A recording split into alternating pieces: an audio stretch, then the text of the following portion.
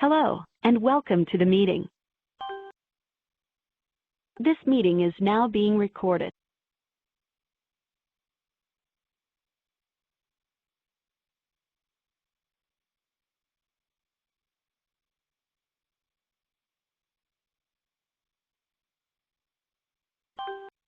Here today, as well as online. So we have partners around the country that sell our product per se in their various markets. So we have some groups that are going to be listening to the presentation online as well. That's why we have our little microphones here. So today we have in the room a mixture of customers and just some folks out in the community that we've reached out to have come in and learn a little bit about cybersecurity. So what we thought we would do is give you a little bit of exposure of what's out there today, and then maybe some of the things that we do as a business to counteract those things. Our speakers today are going to be Craig Kubicek, who's our Vice President of Sales, and Rob McCormick, who's our CEO. And we have some gifts up here from our partner in the event, Bastard Brothers Brewery. Jerry, who is the brewmaster. I don't know, Jerry, if you have a couple words for us about Bastard Brothers.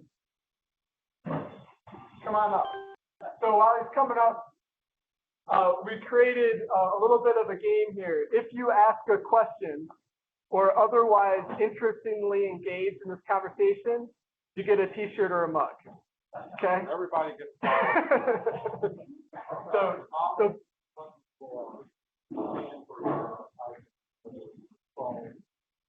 they have an American lager and a wheat beer on tap back here, and hopefully it's being well represented by our staff bartenders.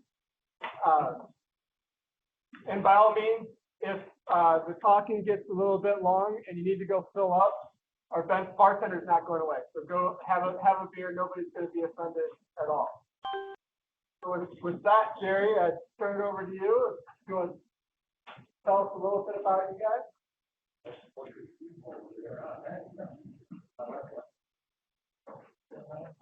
I have one. Okay, so where we at? Okay, I guess about that, we've been basically in business since October last year. Took us about 4 years to build the brewery. And when I say build it, we built our own hands. And we make basically our beer is all natural, and even the process is all natural. I mean, it's like it was done in pre-prohibition days. You know, when you don't use pumps, you don't use all the modern technology. You use, you know, let the beer do its thing on its own. Okay, don't mess with it. And so what we do is we do what's called natural carbonated beer, unfiltered. All of our beers are like that. It's all gravity fill into the bottles, gravity fill into the keg. Keep the pumps out of it, keep the oxygen out, because that's what messes your beer up. So it's a natural beer, no preservatives, not pasteurized. So it's like a bottle of wine. You put it in the cellar for 10 years, pull it out, and drink it. You might like it better, you might not. It's like wine. The flavor profile is going to change, you know, because it's got the yeast, and it'll filter the yeast out. So the yeast is always active, it's always working. It keeps the beer alive. It's not a dead beer. And protects it at the same time. And the reason they do pasteurization is for storing beer in warm temperatures or shipping it warm, which in a way is kind of gross. Because the beer is sitting in a warehouse at 100 degrees, 90 degrees. Beer was never meant to be like that. It was 50 degrees cellar temperature. So the pasteurization, that basically just started so people could do it things cheaper. And we don't do any of that. You have a question, Bob? Yeah, where you guys from? High Ridge, Missouri. It's a 3,000 square foot building. Brew house, 15-barrel brew house. We have 3 15-barrel fermentation tanks, so we can basically do 45 barrels a month. But since our beer is natural and not filtered clear, so it has to clear by its own time in tank, which means it tells us when it's ready to come out. We don't tell it. So we don't put any artificial processing aids in there to make that beer get done quicker. When it's done, it's done. So sometimes it can take 4 weeks, sometimes it takes 6 weeks. Depends on how the yeast did its job. Where do we buy it? For retail, like packaging, so for retail package, these Friar Tuck. There's 3 of them. One in Crestwood, Benton, and Hope Allen. As far as bars, restaurants, as you go on our Facebook page, there's a list of them. There's probably like 50 stuff. From downtown St. Louis to Pittsburgh, Missouri. But we are not in St. Charles. We are in Chesterfield. We're working that way. But we self-distribute. How did you learn about the beer business? I was about 23 years old. Started drinking. Me and my brother found a kit in the back of a magazine. So that was probably about 1986, somewhere there, 85. And there was a beer kit in there. And we go, how cool. Make our own beer. And this is before making your beer was even, thought of. There was no microbrewery. So we did it, and it came out great. And that's how it started. But we never got into it to a larger, actual business. Because I had kids and got responsibilities. And so, plus it takes a lot of money. Thank you so much. Appreciate it.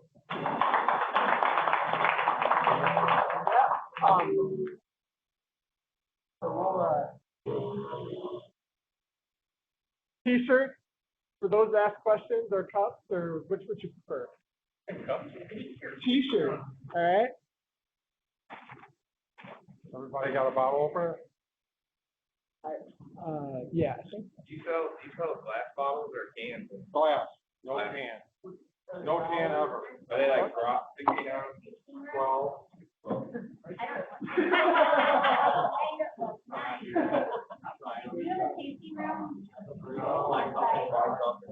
Somebody's brewery, we're there. Here.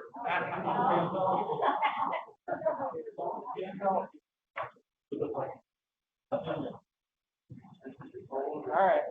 We'll go ahead and get started now. So with that, I will turn it over to Craig and Rob. Talk a little bit about cybersecurity. All right. So we obviously we want to talk a little bit about cybersecurity, and Rob and I are going to kind of tag team, and we'll probably talk over each other because that's just how we operate.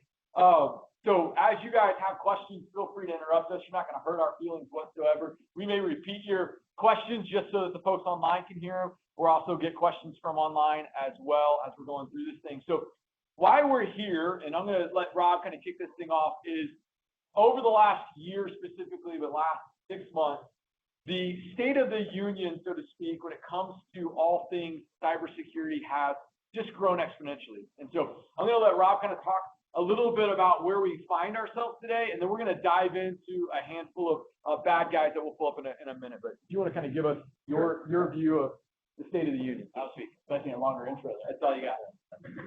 So, everybody pays attention to what's going on in the news and the papers, but when you're involved in IT every day, you can actually see what's going on a lot more dynamically.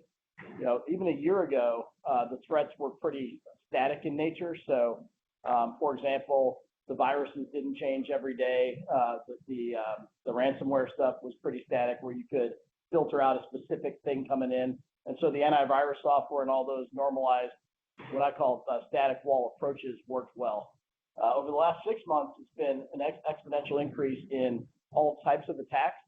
And the main reason is that what's become the methodology that's used is Prime as a service, right? So, you know how you can go to Amazon and go buy something? Well, now the guy sitting in his basement in Russia can go actually buy the virus, the delivery of the virus, the encryption key, and the payment system with Bitcoin and be in the business, right? And so since that started happening, what you're seeing is this huge exponential growth in the kinds of things coming in.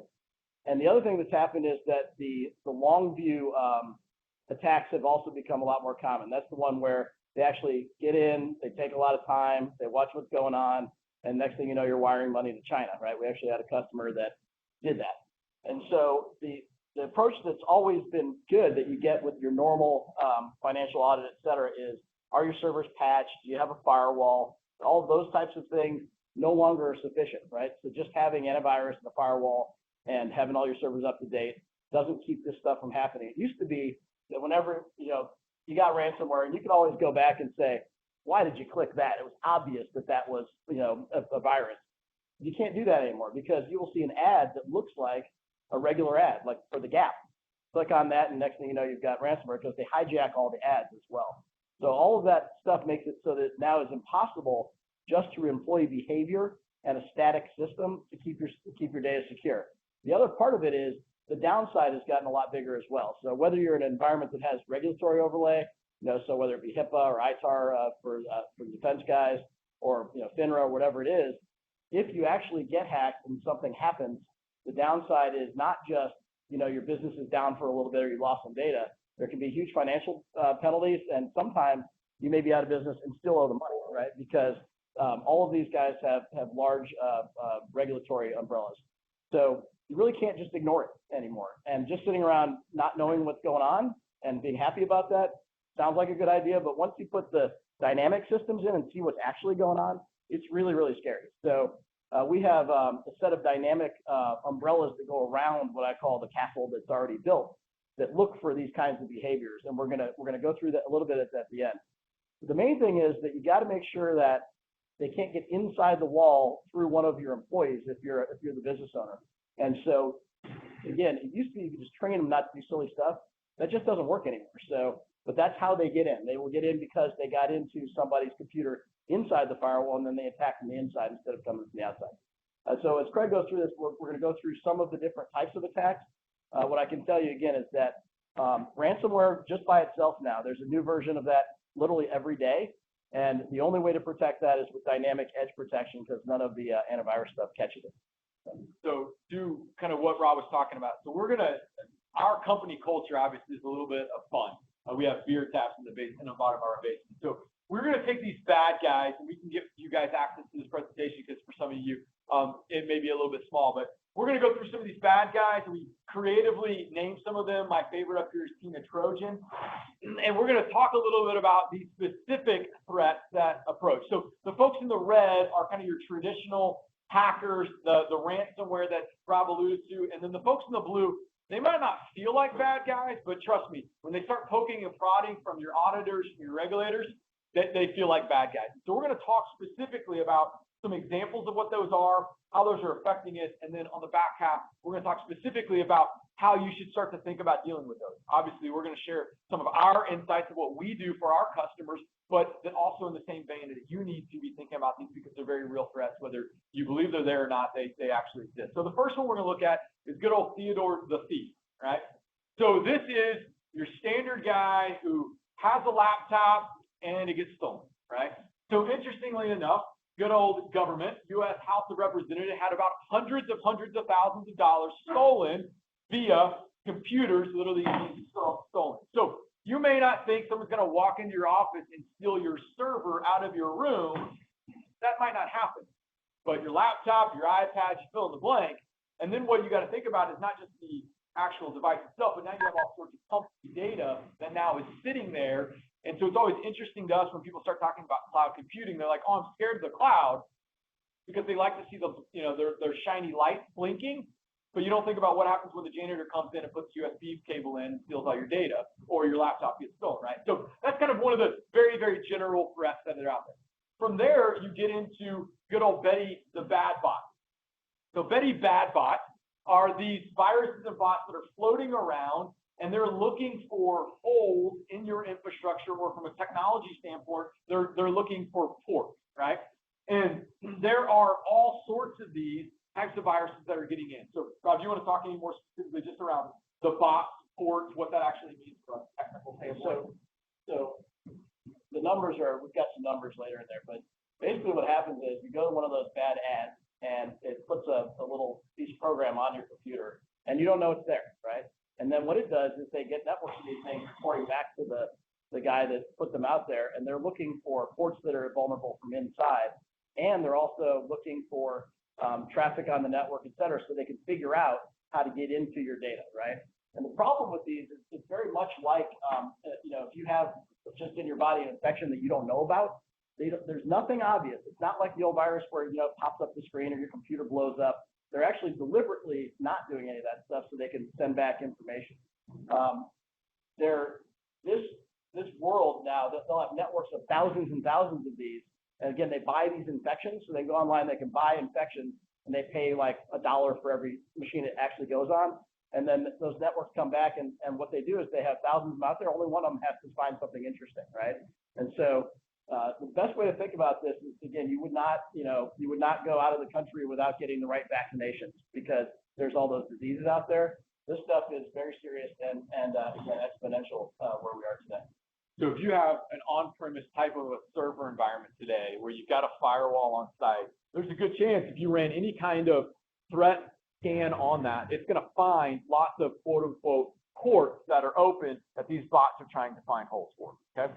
So from there, we get into another bad guy, which is Rhonda ransomware. And this is, in the last 6 months, really the biggest growth. There's a stat out that says 4,000 ransomware attacks happened a day in 2016, and they suspect that's going to double, if not triple, in 2017. So this is all of your ransomware, CryptoLocker. For us here in St. Louis, the public library system was hit with this. They had about 700 computers that got locked up. They obviously didn't want to pay the terrorists, and they were down for something about a week because they also didn't have good backups in place. So I'm going to pause just for fun to give away, because this is one I just thought you should get a gift for. But has any of you here been hit with ransomware at all? The good old bank, by the way, they got hit with ransomware. Sure it was. Oh, good party line to tow. Has anybody else had a ransomware type of event or malware or anything like that they've run into? You could also lie and you could get a free thing. I wouldn't know either. So just quickly on the ransomware. The other thing that's going on at the same time is the amount of data people are keeping on their servers is going up exponentially as well. But it used to be, even a couple of years ago, you'd get it and infect some files, and you just go get it off backup. Now we had a customer that came to us, and just before we met them, they had 7 terabytes of storage. It was a civil engineering firm, and somebody had gotten the ransomware, and it got to the file server and encrypted all 7 terabytes of stuff. So assuming you have a good backup, it takes a week just to restore 7 terabytes of data. So even if you are perfect in the way you run your system, once it happens, you're just out of business for a long period of time. And it is so dynamic that the only way to block it is with these live DNS blockers that we'll talk about a little bit later. The other thing is that you can see by the types of people that get these things, it doesn't matter if you have a Fortune 500 IT group, and it still happens. So companies that have very serious policies, they're still getting nailed with it because it really is impossible to block unless you think about it the right way. And to Rob's point earlier, go ahead. Yeah. What percentage of corporations do you think are paying these if people are still doing it? Yeah, so Actually, it wasn't the FBI, it was. It's FBI. We have a quote on the first page. But they tell the customer, somebody that reports it to the FBI, we can't make, that's what they. On the very first slide of this, one of the head of the FBI cybersecurity said they're so good, just pay them off. Well, and you saw, it was Comey, I think, recently said, you should just assume you're being streamed all the time, which is nice to know. But hopefully not by the government. Yeah. We have some libraries, it's their problem. They actually went and just restored the data on every PC from backups manually. So they didn't Pay a rate. No, they didn't pay. That's why they're down for about a week. One that's the worst is, if you ever get it, by the way, and you're not a customer of ours, make the decision right away. Either pay them or don't. But what we see is people that work on it for a week and give up and then pay them. So you might as well have paid them up front. That was the school system out in California. I don't know if you guys saw that story. They literally worked on it for a week and never got there because people kept getting reinfected, and they finally just paid the ransom. And the thing that's interesting too, just to beat the dead horse here a little bit further too, so a lot of people think they've got good backups, or now they'll do some offsite backup with Dropbox. These things are getting so sophisticated now that they will go out, delete your backup from Dropbox because they tunnel themselves out, and then encrypt you so that your backups are no longer effective too. So now it's not only are you having good systems in place to protect it, but you also have the right types of backups. So if you do get infected, you can actually restore it appropriately too. So this is probably right now with one of the most recent. I was joking with Ben earlier, but my wife and I love NCIS for whatever reason. And literally last night, the whole episode, if you watch it, was about ransomware, and it made me laugh because half of it wasn't true. But anyway, so make fun of myself too much, but You can recognize it. I did. I recognized it. It was pretty impressive. Dude, impressive. The second thing is, this is what Rob kind of alluded to, is this whole crime as a service literally is now an industry. So they have software as a service. Our company is basically IT as a service. Now there's literally a crime as a service. And so Ponch, a dude in Russia, got busted and was making $50,000 a month off of basically selling his ransomware solution out to about 1,000 customers who are then deploying it out. So yes, to your question, people are paying all around the world, because now these guys can literally make the software and they can attack from China to Russia to here. It doesn't matter where they're at. They're very agnostic of what they're doing. They're just trying to make a buck. They get paid in Bitcoin, so it's untraceable, right? So there's kind of 5 pieces to it. They've figured out a way to get these things through the antivirus signatures, right? So there's a wrapper that people sell that gets it in. They sell the wrapper, they sell the deployment of it to the machines, they sell looking up the key, they sell the payment processing. It's very much like any e-commerce setup. And if we have just on ransomware, we've got a 50-page, really, really long presentation that goes into some of the detail on that. It's really scary. I mean, you start looking at that, and there's just no way they're going to stop it because it's all unregulated offshore type stuff. And so for those of you who are thinking, well, we've got antivirus in place, or we've got spam filters in place, the reality is they just don't catch it. In the past, spam filters would catch a lot of it, and then you tell your employees not to do stupid things, and they'd have to like click a link about 7 times before it to ever activate. Now they literally look like a FedEx invoice, and they click it once and you're infected. Or there's things called advertising malware that's out there now, different type of ransomware that kind of Rob was talking about, that they'll hijack a Facebook link, and literally you'll click on something, and then 2 weeks later you have no idea why you're infected, right? So they're just getting more and more sophisticated.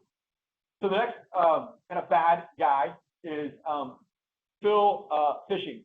So this is, without getting political whatsoever, this is ultimately how the DNC was hacked. So an email got in, they got their username and password, and then when they were outside of that environment, they were able to do all sorts of fun things, right? So there are viruses out there that are phishing for username and passwords.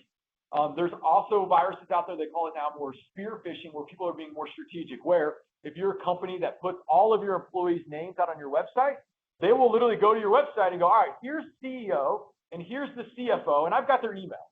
And I can send an email to you, and I can mask the text line to make it look like I'm coming from you, but it's actually coming from somebody else if you look into the code. And then they say, oh, hey, by the way, you should wire money to me now. And I was talking to one of our current customers the other day, and they're like, I got this email, and I was on my phone. I wasn't really paying attention. And luckily, we have some safeguards that protected them, but they were starting clicking. And she's like, I started, emailing my CEO, like, why are you asking me for a $10,000 wire transfer? The CEO was like, I'm not. What the heck are you talking about, right? So that little box that says from that people think that, well, my email's been hacked or whatever, it's just FYI, it's a text file, text field that anybody can put whatever the heck they want there, right? So there's some very targeted methods to that. So, a year ago it was the guy in Russia saying, please wire me money. So they're all obvious. We literally had a customer that I worked with the FBI to trace down what happened. They did business with a parts manufacturer in China, right? And this person in China, the hackers had gotten into somebody's computer, and they were watching the email stream. They then registered DNS names that were misspelled by one character on both sides and put themselves in the middle of the conversation between accounts payable and the company in China, and watched that for a while, pretended to be them, and then got them to send them a $200,000 wire transfer. And there's just no way you would have caught that if you were the user. It was just it looked exactly like what they're doing every day. So the only way to catch that is to have active scanners that are looking in the network for this kind of behavior. and that's the live host-based intrusion detection that sits on the network inside the firewall. Because this kind of stuff is the patient guide stuff, right? So the ransomware tends to be brute force. They're just putting it out everywhere, hoping somebody clicks. There are a whole lot of these going on now that, again, a couple of years ago, you didn't see the patience level that these guys have, where they will sit it in there and you know that they're working on this for a long time, right? And the way they get in, there used to be an adage many years ago that 100% of attacks from internal always are successful, that they got all the time in the world. They're inside the firewall. So they use these other methods to get inside the firewall, and then they start doing stuff like this based on the fact that they can see the traffic stream. So if you don't know that they're sitting there looking at that, and you can tell because there's telemetry going back and forth if you're actually looking for it, then you're going to get nailed because they're going to figure it out one way or another. So to continue on the scary, path, and here's my favorite, Tina Trojan. So there are what they call zero-day viruses. So viruses that literally pop up today that spam filters and antiviruses cannot catch. They take eventually some time to basically aggregate together. And so there's literally Trojan viruses that literally are like a Trojan horse that piggyback on other viruses acting as though they're nothing and they're not harmful. And then eventually they get in. So there is, the FBI found a theft ring that stole 220 million, that is million, by targeting small to medium-sized companies, towns, churches using the Zeus Trojan. So again, very specific, very targeted to folks that potentially may be vulnerable in that regard. So again, the subtle difference here is this is a little bit like the way the phishing stuff works, except that it is a more of a broad approach, right? So what they'll do is they create these Trojans that go and look for specific keystrokes and things like that, credit card numbers, et cetera. They put them out broadly, and then they look at what comes back. And they're not one by one working with it to try and get a long game type play going on, right? So the ransomware and the basic Trojans are all send a bunch out there and see what you get. And then the phishing and attacks like that are somebody that's actually spending a lot of time knowing your company, knowing who you're talking to. As Craig said, I saw one the other day that literally went from the CFO to the accounts payable person inside, but it wasn't really from inside, and they knew everybody, right? So you really had to look hard at it to figure out that it wasn't a real email. So, and then you get your kind of just traditional hackers. It's interesting as we talk to small to medium-sized businesses literally all over the country. This is a lot of times what people just think about. They just think about the hacker, not to pick on the guy in his grandma's basement, but it's the guy there. It's the guy in China, Russia, who is trying to break in some way, shape, or form. So they're either looking for those open ports. They're doing pure blown hacking. They're getting in and doing the code. So ultimately, Sony is a great example of that, where somebody's literally getting in, gathering the data that they need, and then exposing. So these are the ones that probably are the more glamorous ones that happen. And interestingly, as we talk to a lot of small to medium-sized businesses, they're like, I'm never going to get hacked. No one's going to target me. I'm not the Sony's. I'm not the Target. I'm not the this and the other. And we have one of our customers, and Rob can get into a lot more details, but they're out in San Diego, and they have more of a public-facing web server that is constantly having lots and lots of traffic to it, and some of our other firms that are in the retail space. And that's where a lot of times the number one hack happens. And it's amazing. About every 4 days, we will get a notice on some of the things that we're going to talk about, how we have alerts that somebody is trying from literally, we've seen Germany, Finland, Russia, China, some dude in Wisconsin who's trying to get in through a WordPress site that has an outdated plugin that if you're not paying attention to, you'd have no idea that this person's slowly trying to get into it as well. Yeah, I think a couple things for the size customers that we deal with. It used to be that the targets of these guys were the government or some big company. And the biggest number that's come out other than the ransomware is how this has really moved down market, right? Because they figured out how to get enough money out of the smaller businesses with these kinds of actions to do a good job. It used to be really the people who were doing this were just mischief. They were just trying to cause a business out or something else. There's big money in this now.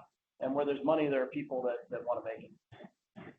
So the kind of short story here, right, is then you have all these bad guys, and then you have these other couple categories, and we'll just kind of lump them all together. So you've got your auditor, right? So an accounting firm. So we've had a couple of our clients here in St. Louis get audited from Brown, Smith, and Wallace, for instance, or other accounting firms. You may have other audits that get put on you. And so you have a whole litany of things that have to go.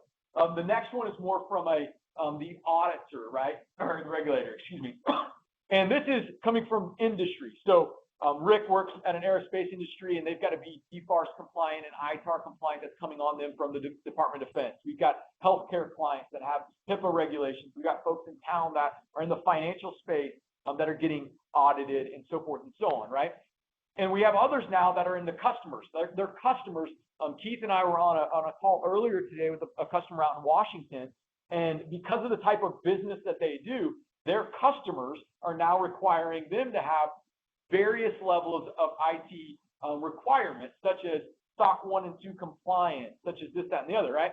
And so the message here is, 2 years ago, the reports we would get were maybe 25 pages. This year, some of them are 75 to 100 pages, and the bar is just continuing to grow and grow and grow. Get into the banking industry, the level is going up and up and up. So whether you're in, we have a lot of civil engineering firms, and that the government hasn't yet made its way there. Soon they're going to find that could be their new IRS. We're just seeing this constantly being ratcheted up as a way for ultimately people to have to pay fines if they're not meeting up to their Well, I think something to be aware of though. So even our customers that are not in a regulated space, we are now seeing something we did not see 2 years ago, where their annual financial audit has a giant section on IT, right? So we're getting calls from people that we've had for 10 years, customers never had it before, and the questions they're asking are, do you have active intrusion detection? I mean, so the regulatory and auditing entities are aware of what's going on in the security space, and they're adapting their exams to look for that same stuff. Then once you get into the regulated space, it's just how fast that bar is moving. As Rick, where's Rick? right there in front of you. There. So, 3 years ago, Lockheed, had this requirement, and then it went like this, and then this year it went like this, because they're pushing it down from the government, because guess what? The plans for whatever showed up in China or wherever else. And so it's impossible for a mid-sized business to have all the equipment and things necessary to meet these requirements, but they're still asking for them. Again, the fact that financial auditors are now asking for the same stuff that Lockheed is shows you how bad they think it is out there, because they're worried about your business continuance, that they can't give you a going concern if they think that you're at risk for having your business hacked and go out of business. There's all sorts of, you could spend days and days researching it, but there's all sorts of facts out there. If you get hacked, if you get breached, if you don't have good backups in place, you'll be out of business in 2 weeks, right? And so there's all sorts of research that's not just coming from us. So that number, you can find that number. That number is somewhat astonishing. Something like 70% of small or mid business that has a significant security incident does not survive, right? Which really surprised me. I went and dug into it a little bit. So, and I think it's just because they didn't think it through. Their email's down for a week. Their customers think they went away. So you got to be really think through. If I couldn't have my IT system running for a day, 2 days, 3 days, what would I do? Right? yeah, I joked. I left my phone at my house today, and I felt naked for half the day until my wife brought it to me. I'm like, oh, I can't do business. So any questions on any of those bad guys before we start to talk some ways that you need to start thinking about how to address those? Any questions whatsoever? Or online? Yeah, no? Have you guys had issues with ransomware with your setup here? In our office? Oh, no, we've had, so one of the reasons that we added these other layers of security in the last year is because we were starting to see customers that were pretty sophisticated customers that were getting things like ransomware, right? Because you just can't defend it without the active layers above it. Now, we do disk backups, so we're actually in a pretty good spot, and we have custom scripts we wrote years ago for ransomware that just restore the files that got encrypted to disk, so it can happen really quickly. Not go pull the tape and try to get all the stuff done. But starting to see that incidents of people that were having that happen to them ramping up. So we went out and found a way to block that. Right? Which is, Frank, before I jump in, that's going to be a great segue, but any other questions around any of the bad guys? Couple quick things. One, do you see a specific trend towards a specific industry that guys are going at first? No. So it's very broad based. Now, we have customers in pretty much every industry, right? All over the place, manufacturing, distribution, and it's common everywhere now. And that's what's interesting is, 2 years ago, the healthcare people were really worried about it, right? And the banking now it's everybody. And that's what's happened is you're a manufacturing company, and now this is something you actually have to worry about, which you didn't have to before. The other thing I wanted to mention, though, is when we talked about the customers with the ransomware. If you have a sophisticated way to restore your data, then you can maybe survive it.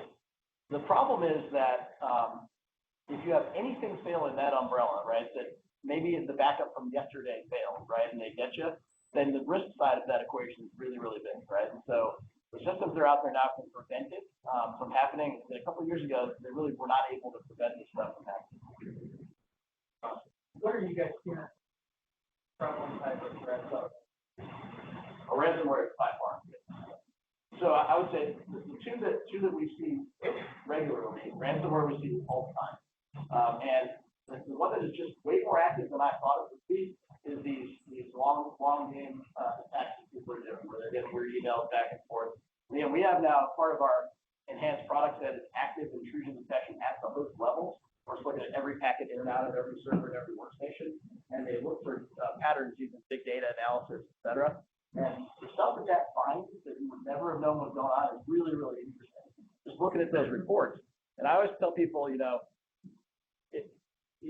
lot of times we used to talk about spam. John and I had a conversation about this a long time ago about, I keep getting a spam a day, right? Got an employee, I'm like, well, here's the 6,000 that got blocked, right? So you really need to think about the fact that even though you can't see it, you've got your little castle, there's all these people just trying to get in, tunnel under the wall all the time. And you put a server up on the internet without a firewall in front of it, and it gets hacked literally immediately because it's all done electronically.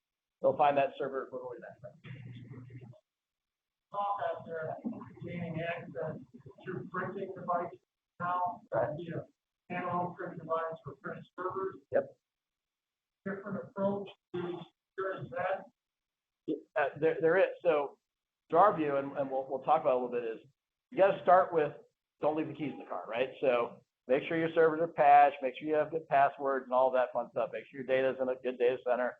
And then you have to think about if somebody does get into one of my systems, they hack a printer or whatever else, what are they trying to do? They're trying to get into my servers, right? So you have to have inside the firewall active watching for something like that. So what you would see is somebody would hack that, and then they'd start trying to break into the server, and that's when you would catch them, right? So that's where we put the layer that looks for those patterns.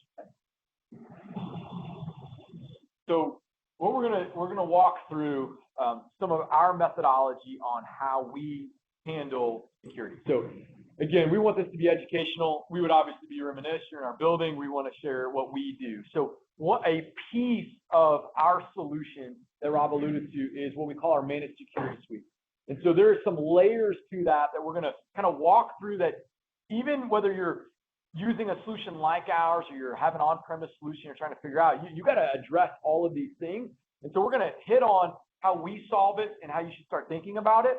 And then also with this, we'll kind of just flag the bad guys that it's protecting. So the way that we work, and we can get into a whole long story about what we do, but for all of our customers, we build out what's called a private cloud environment. So imagine taking all of your servers and desktops and people and all of that, moving it from on-premise into a highly secure data center. Ours are SSAE 16, and it's like, as Rob mentioned, and I love the analogy, we basically bring all of these people and we put them inside of a castle, okay? And inside this castle, we have it really, really locked down with a moat around it. And that moat is then anti-spam. And whether you're self-hosting it like we do, or you have some spam on your own, we have antivirus around that as well. Now, again, it's like a moat. So at some point, the bad guys, the barbarians, can get through the moat if they work hard enough, but it's difficult to do that, right? And then on top of that, around the data center, we have something called intrusion detection. Think of it as your archers, if you will. We're just going to kind of go with the medieval theme, that are constantly pacing around looking for these threats that are coming in. So each of those are different types of solution that you, as a small to medium-sized business, would have to think about purchasing, acquiring, installing, setting up, and we do it all in one environment within our private cloud environment. We add a whole bunch of other things as well to that mix.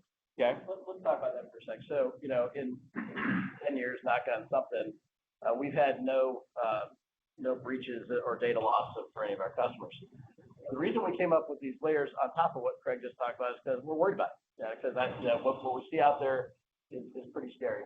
But you got to start with a system that has all of the right dynamics to not be vulnerable in the first place, right? And so the security people call that reducing the surface area of attack. And so if you think about it, if you have a castle wall and it's got lots and lots of doors in it, then there's a lot of places for people to come in. So the way we think about our architecture to start with is everything stays in the data center. The data never leaves the data center, so you don't have to worry about losing it outside. And the only thing allowed through the wall is the connection to your cloud desktop. And so when that's the only thing allowed through, and inbound email, right? So when people run scanners against our systems, they're used to seeing lots and lots of open ports and all the different vulnerabilities. They literally sometimes say, the last auditor from New York said, "You must have given me the wrong IP address because there's nothing open." We say, "Yep, there's nothing open." And so we were very confident that that was a very secure system, and still are. But if somebody figures out how to get inside that wall and comes from the inside, that's when the problem is. And the more you think about it that way, whether it be they leave the USB drive out on the parking lot and somebody comes in and plugs it in, which is the old way of doing it, or they manage to get somebody's password into their cloud desktop, or they manage to get somebody to click on an ad. Once they're inside, you got to know what's going on. So you can't be happy because you're standing there on their wall saying, "I don't see anybody attacking," and they're behind you because they went under the wall. Right? That's right. So this is protecting against the theft. This is protecting against your bot person. And so then the next layer that comes into that then is, what do you do about ransomware, right? What do you do about malware? What do you do with that? So we have partnered up with OpenDNS, which recently got bought out by Cisco, and now it's Cisco's umbrella. And they are the premier in protecting against all things malware and ransomware. They have about 50 million organizations that use them. They manage about 2% of all DNS requests and traffic on the web. And so the key here with these guys is they are protecting against ransomware. They are also doing some pretty interesting things on the way that they manage this and monitor it. So we do something a little bit different. You can go buy OpenDNS off the shelf. We do something where we tie it in with Active Directory, and I'll let Rob in a minute just kind of talk about that. And this is kind of the three main ways that OpenDNS addresses the ransomware issue. Touch on. So when you click on an ad, the first thing it does is go looks up the IP address of the tag URL, not to use over technical terms. And so what these guys do is they know which one of those are bad places, right? So you don't see that, but you click on it, goes and does a DNS lookup. So what they do is they intercept all of the DNS lookups, and they manage a massive table of bad places to go, and they keep that dynamically updated because of the volumes they process. The key to that, though, is it has to cover everything. So again, if you have a highly distributed enterprise, with a couple offices and different firewalls, and it's not all centralized, it's very hard to make sure that everybody's DNS lookups go all to the same place to flow it through. So we've integrated their virtual appliances. These are little servers that they provide to you into our customers' LANs in the data center, and all DNS requests for each customer go through those. It's integrated into Active Directory, so you can actually see the names of the people and the computers they're on that are making the request, and you get these really nice reports every day that says, these 75 malware requests were blocked yesterday by these people, and here's where they tried to go. And if you look, again, we have some customers that'll get 2 of those a day. I have one that gets like 5,000, literally 5,000 a day, because they bring in a laptop that they had at home, it's got a Trojan of some sort on it, and the minute it's on there, it starts doing this, and we immediately catch that and say, there's something going on that laptop, you need to go deal with it. So the second part of it, though, is if they manage to get the Trojan on the system, it's eventually going to go out and try and get its encryption key for the ransomware. So the first part is get the payload on the system, and so you're blocking those fake ads and everything else. Later on, though, let's say you got it on there somehow, it's going to go try and get an encryption key to encrypt things. Those go to well-known IP addresses. So there's a little agent that they provide that we put on every single computer that then looks for those requests and blocks those as well. So we've integrated their kind of Fortune 500 enterprise level of this stuff into our mid-business products because we template everything, right? So every time we do a new one, we do it exactly the same way. It's not a massive, engineering. So the interesting thing about it is, if you're GE and you've got offices all over the place, it's really hard to secure that stuff. So mid-business is actually in a better spot where you can actually put everything in one place and make sure you understand the architecture and what's going on.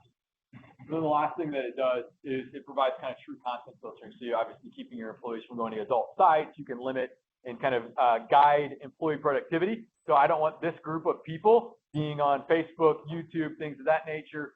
you can limit that. And that's kind of what OpenDNS in the past has always been known for, but now it's enhanced a little bit more with the Active Directory integration that we do. Okay. So the next thing that then layers on is, all right, so now I'm going to let my people work remotely. I want them to be on an iPad, on a laptop, and I don't want data to get stolen. I don't want random people getting access to it, and I have employees who aren't the brightest sometimes, so they put their username and password on a laptop. What do I do to prevent that getting stolen? What do I prevent these phishing emails from getting in and getting somebody's username and password? So what we do is what's called multi-factor authentication. If you've ever dealt with your bank at these times, you probably got this code, you got to try to memorize real fast and get it in, and it's really annoying to go back and forth.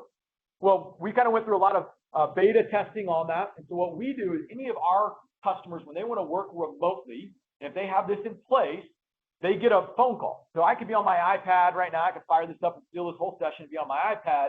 I'm going to get a phone call, I'm going to listen to it for about 5 seconds, and I'm going to hit pound. So I'm getting 2 forms of authentication to verify who I am, and yes, I am that person, so now I can get in remotely.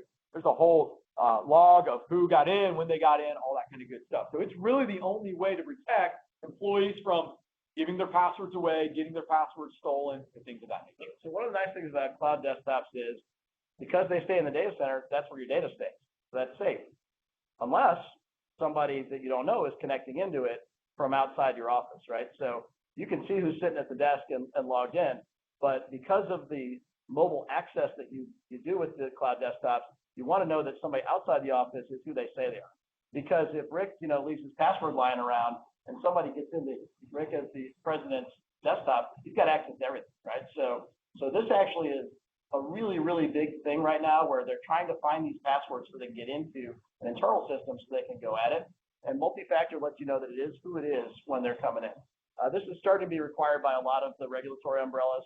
We don't currently recommend it internally because it really slows people down, but you certainly can turn it on internally. So we say if you can see who it is, you're probably okay. But some people want to do it internally as well.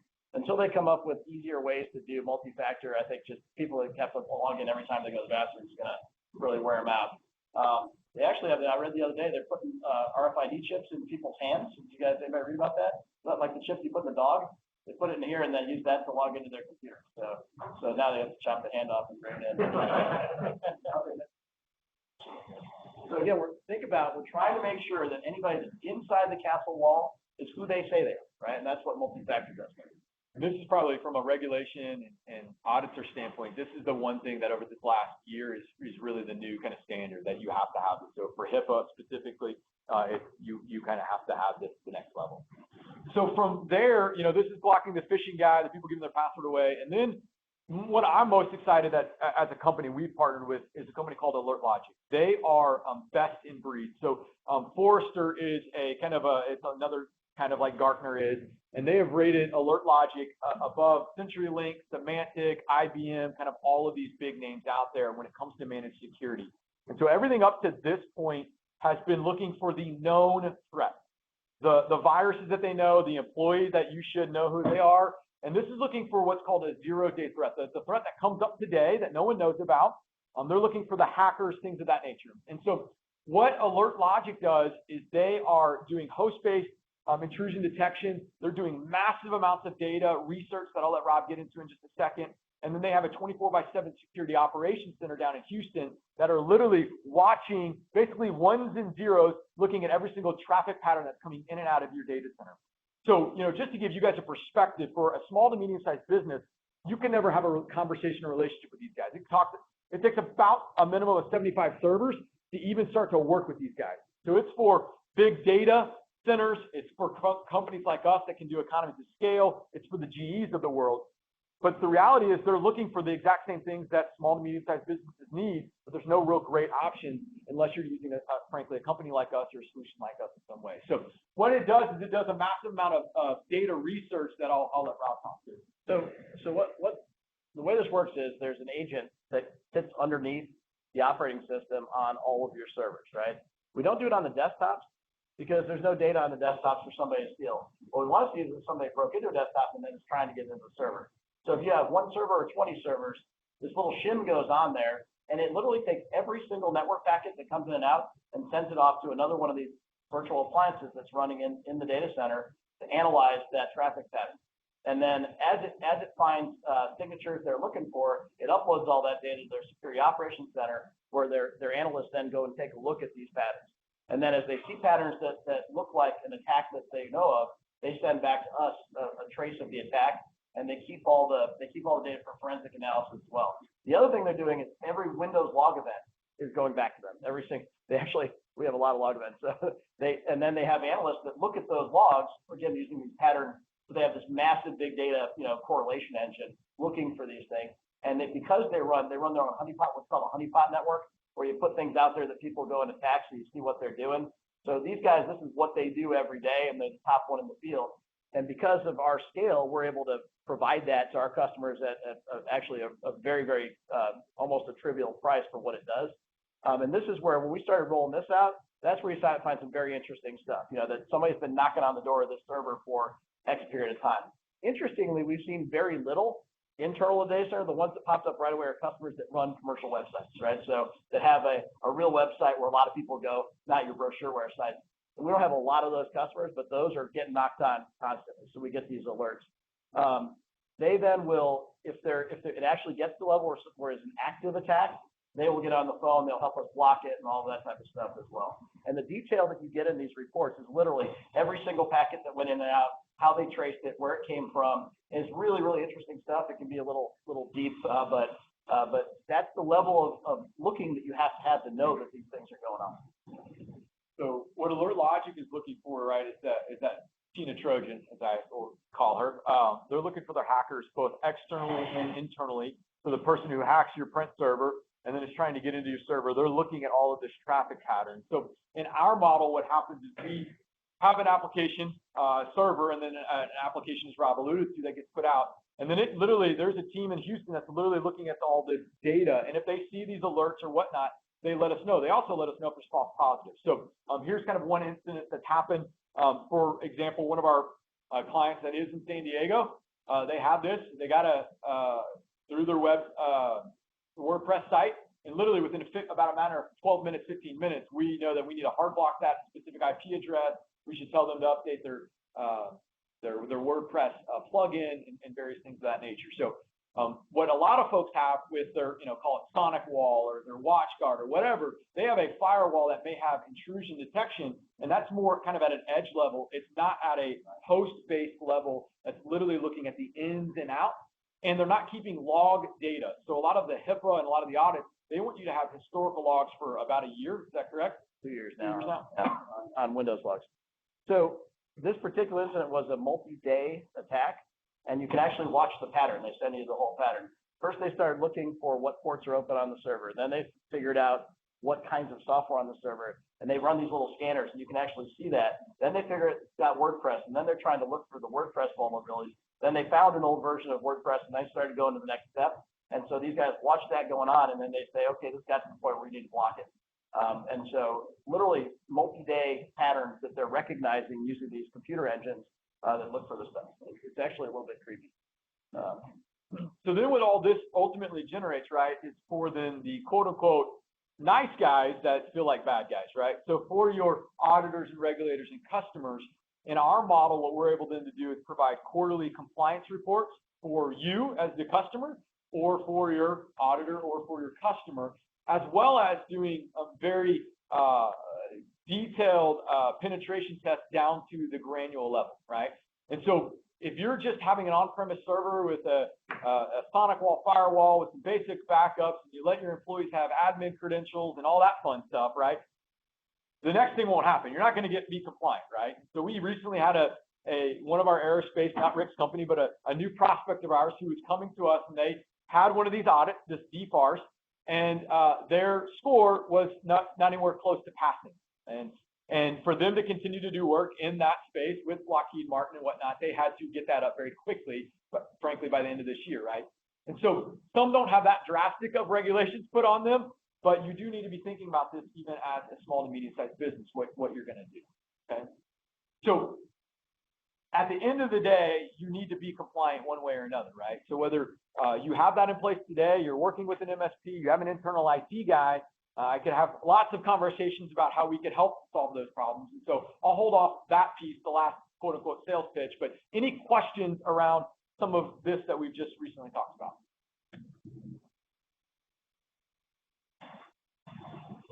So something to think about, if there's a single message that we want people to have, and we've actually gone back we're going through our entire old customer base, that some have been with us for 10 years and some for 2, and just said, hey guys, you just have to be aware of this stuff. You can choose not to do this extra stuff. We think you should. We think we've come up with it at a price that literally was intended. We want everybody to have this because we worry about it, but just hoping that something doesn't happen is not okay anymore, right? It is really that bad. And you have to think every day of, okay, how could somebody be getting into my system to get access to this data or to steal my customers or whatever else they do? And the minute you start actually looking at it, it scares you really fast. So that OpenDNS report of all the things people are clicking every day, it's really, really interesting stuff and really scary, because even a small company, you know, all you have to do is spell something wrong once, right? And you've gone to a site and you've got a Trojan on that machine. And the antivirus stuff just does not catch it anymore, and the spam filters do not catch it. So for us as Avatara, we have a solution that we call Complete Cloud, and managed security, everything we've talked about, is literally one piece of the pie of what we do. So we have a very different business model than most managed service providers that are out there. We have a very different, obviously, model than your kind of on-site IT guy who's kind of building out his deal. So our Complete Cloud is built in this idea that it's a per user per month pricing. So that alone is just a different model. So we don't charge you by servers. We don't charge you by storage space. We literally charge you by how many employees you have, and we're going to build out the entire system. And it includes kind of 6 major buckets. So all of your hardware needs, both in the data center and on site, all of your Microsoft kind of core infrastructure licensing, as well as internet connectivity, 24/7 support, which we'll talk about, that's upstairs in a minute. All of your backup, disaster recovery, business continuity, gives you full mobility that I could literally fire up my iPad right now, say, oh, this is my virtual machine that's not here in the office, it's at our data center, and I could steal it, be working on it, continue this presentation. And then lastly, it bundles the managed security. And so it's in an unbelievably kind of economical per user price that for small to medium sized businesses, one gives you one throat to choke, it centralizes it into a private cloud environment. So I'm not going to get into our whole sales pitch, but that's kind of what we do as a whole. And this is just one component of it. So I just kind of want to wrap up today. In front of all of you guys, there's this little piece of paper, real slinty. We said it in the invite that if you're interested in a free security audit, security kind of penetration test, just fill this out. You can just leave it where you're at, or you can give it to myself or Ben or Rob. But we would love to obviously help you see, are you in need? Current customers, you can run it through, that'd be interesting. It would be funny. We've had it already done, so you know that nothing's going to show up. But if you are here and you're not one of our customers, we invited some of our customers. Obviously, find our customers, talk to them. You'll obviously hear good, bad, and ugly about us. But take a chance to fill that out. Also, if you want to go on a tour in just a little bit, Ben is going to chaperone a tour to see our facility, see how we operate. And then we'll go up to we are also on the top floor as well, see our network operations center and all that fun stuff. Good question. I have 2 actually. Yeah. I didn't see any kind of encryption, transparent or otherwise. So you talk about what you're doing with encryption. Sure. Yeah. And then also you mentioned business continuity.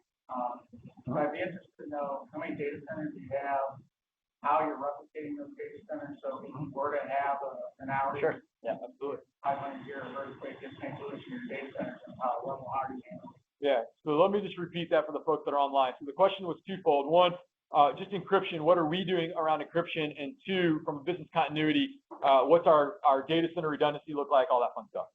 So especially in healthcare, there's a lot of discussion about encryption of data, whether at rest or in transit. So our architecture, because the data doesn't leave the data center, we don't by default do encryption at rest on the servers themselves. There is no removable media that can leave the data center, and all of our backups are disk to disk between the 2 redundant data centers, and I'll talk about the business continuance. Certainly, because it's a private cloud, I have a customer right now that's looking at doing encryption on their EHR system underneath SQL. We don't love that as an answer, because to us there's a significant downside if you ever lose the encryption keys and things just stop working. But because we don't do tapes, we don't do any of that kind of stuff, we don't actually do encryption inside. Once you leave, what leaves in our system, what leaves the data center is the picture for your screen, right? All of that is delivered over encrypted transmission lines, right? So you have SSL encryption all the way on the RDP channel. And so you have encryption all the way to the display, but it's not actually data, it's just a picture, right? So as far as disaster recovery, we have the 2 data centers. And the way it works is all of your data is it's not live, but it's block replicated. So it's not hot, but it's hot, warm. Block replicated to the other center, so that if something happened and a bomb went off downtown, that we can reactivate all of the servers and systems with the data at the other site. Right.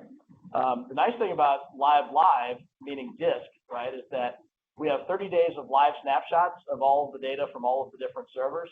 And so the whole concept of a DR test, like where you go do a bare bones restore of a server, every auditor we talk to, they just cross that off the list because you don't have to worry about whether that backup actually, right? And so in a virtualized and mirrored environment, there's a lot of that kind of stuff goes away. I was talking to somebody about their business continuance plan, right? Well, there are no computers at your office at all, no desktops, no nothing. So if your office gets blown down by a tornado, you just go work from somewhere else, right? So all of that stuff is very, very different if you can really centralize everything, right? And so the reason we call it complete cloud is our approach is very different. We say it all goes in the data center.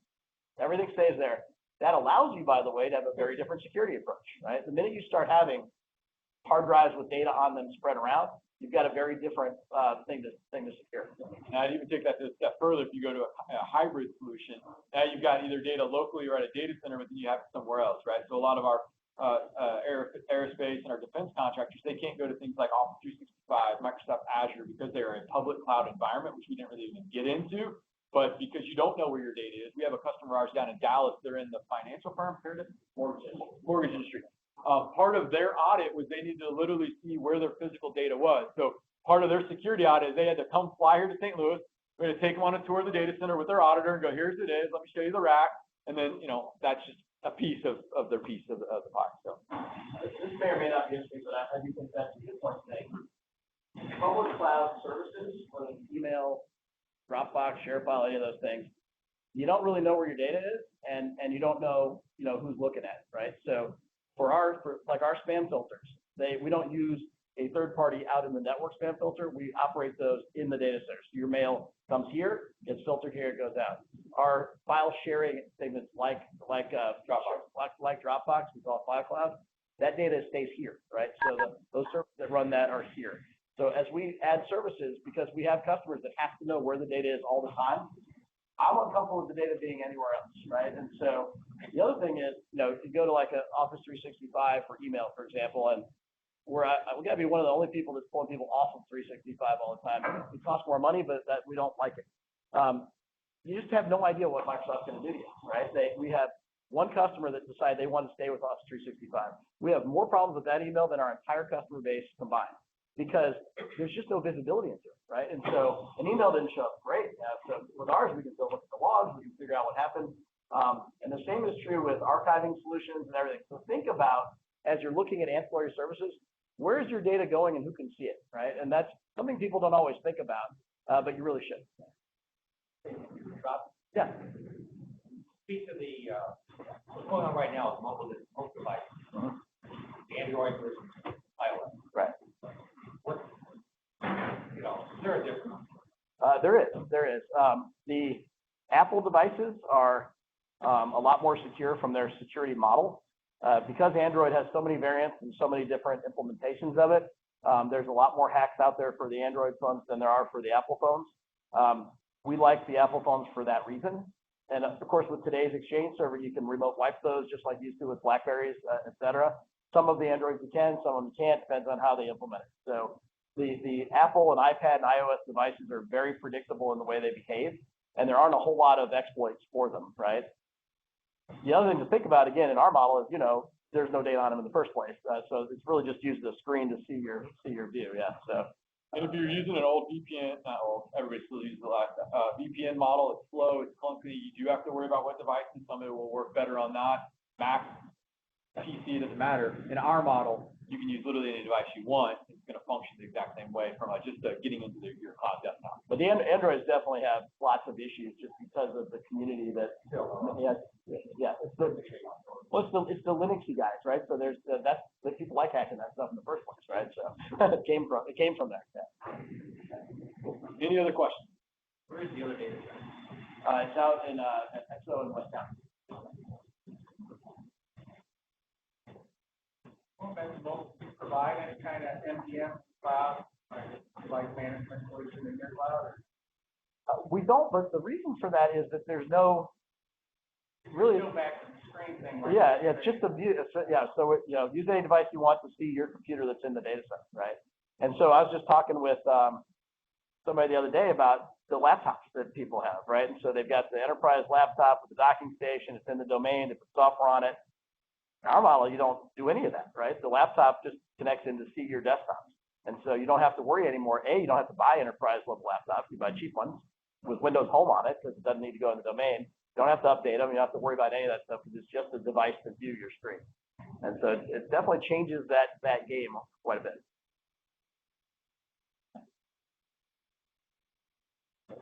Other questions? Yeah. Mr. Wendell, you have any questions back there? All right, so we appreciate everybody coming out. Please do, if you're interested in this security assessment, fill out that form. Please do.